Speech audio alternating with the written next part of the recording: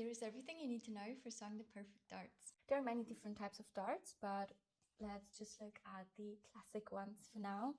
And here you can see the pattern is slightly curved, and darts generally should be slightly curved because our bodies are curved and not straight. When cutting darts, it is good to cut out a slight triangle and just never ever cut down here. But here, the triangle you cut is important because when you are sewing it, it sits flush with the seam allowance and not like that, because then you have a problem that it could open up here, and like this it sits nice and even. Tracing darts, you can use a tracing wheel and tracing paper, which is a really nice way. You can just put the tracing paper in between the fabric and at the bottom, and then follow your wheel, and you have on both sides your darts marked already. You can also use chalk, and you just have to turn the pattern piece to the other side.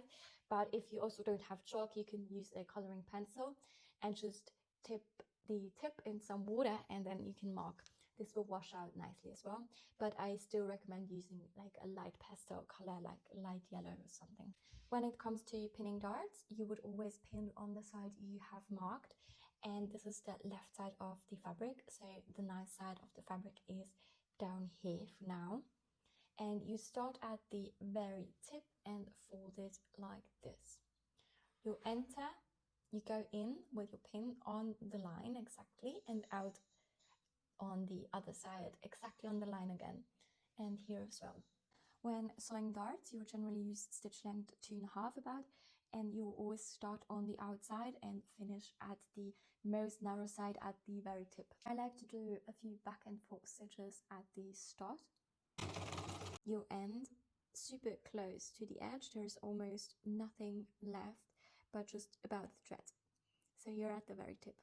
Now to finish at the tip, it is nice if you leave the threads long, and then you can just sew it in with a needle. Just pull it in that it will not open up again. You can also make a knot and just check that you leave a tiny bit of thread that it doesn't open up again, or you can do a few back stitches. But when you're doing back stitches, you need to be really careful that you're precisely on the stitches you've sewn before. So I prefer to turn and go this way directly, that I'm exactly on top of the stitches I've sewn before, because otherwise it will not look nice. Now it looks like this.